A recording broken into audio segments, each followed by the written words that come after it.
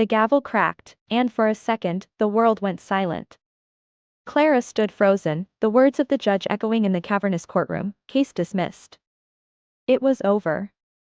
A year of her life, her savings, her hope, all gone with 3 simple words. The legal system, a machine she had once believed in, had just crushed her. But as she turned to leave, a different kind of sound filled the silence in her mind. Not the crack of the gavel, but the quiet, defeated sigh of a man she had loved more than anything in the world. And in that moment, the victim turned into a warrior. To truly understand the weight of that gavel, we have to go back in time, to a small, isolated town in rural Kentucky. The kind of place where the air smells like coal dust and fried chicken, and the only escape is the winding highway. This is where Clara learned her first lesson about inequality. Her father, a coal miner, had worked for decades in the dark mines. It was a job that gave him calloused hands and a deep, rattling cough. Then came the accident. A cave-in that left him with a broken body and a ruined life. The mining company, a faceless entity called Blackwater Mining, denied all responsibility.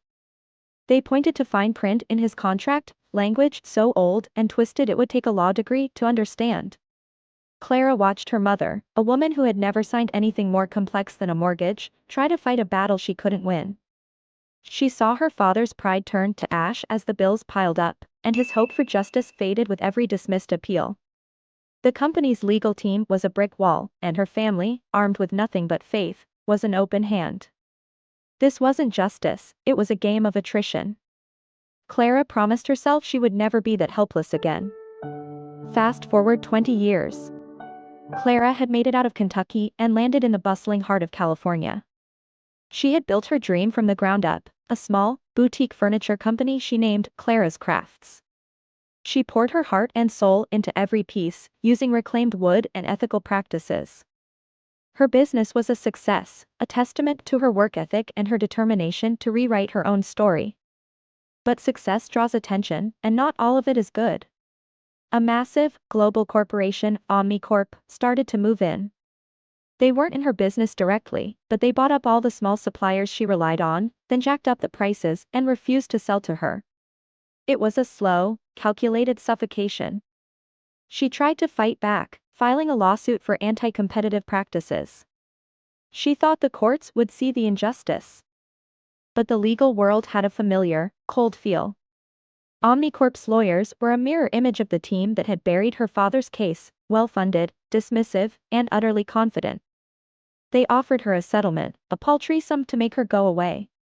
Her own attorney, a kind but weary man, advised her to take it. "Clara," he said, "you can't fight a company like that. They'll bleed you dry." The words hit her like a physical blow, a chilling echo of her mother's tears. She was about to become a victim again. But the day the judge dismissed her case was the day Clara decided to stop playing by their rules. She went home, not in defeat, but with a fire in her belly. She grabbed her phone, set it up on a stack of books, and started recording. She didn't have a script or a professional studio. She just had a story. "My name is Clara," she said, her voice trembling at first, then growing steady. "And the legal system just failed me. But before that, it failed my father. And I'm willing to bet it's failed you, too." She started a hashtag #MyGavelStory, and shared the raw, ugly truth of her court case, with all the legal documents and a step-by-step breakdown of how the system worked against her. The first few days, nothing. Then, a single comment, "This is exactly what happened to my family." Then another, and another. Suddenly, her comment section was a flood of shared experiences.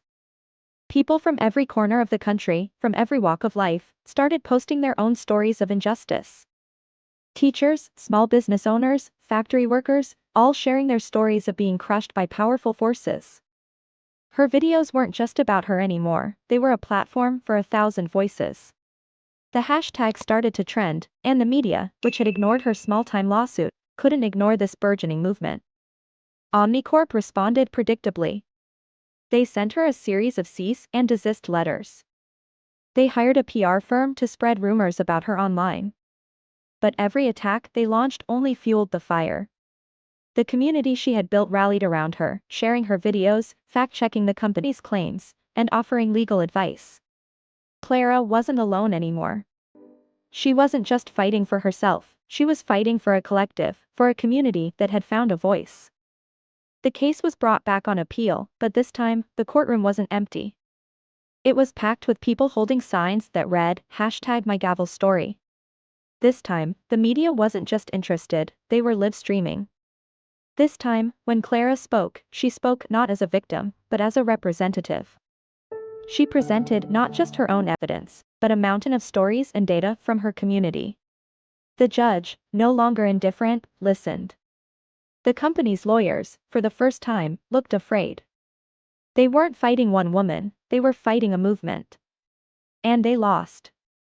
The gavel cracked again, but this time, it was a sound of justice. The court didn't just rule in Clara's favor, it ordered Omnicorp to change its practices. It recognized the power of the collective voice and the responsibility of the legal system to listen. Clara's small business was saved, but more importantly, a precedent was set. The system, for a brief, shining moment, bent to the will of the people it was meant to serve.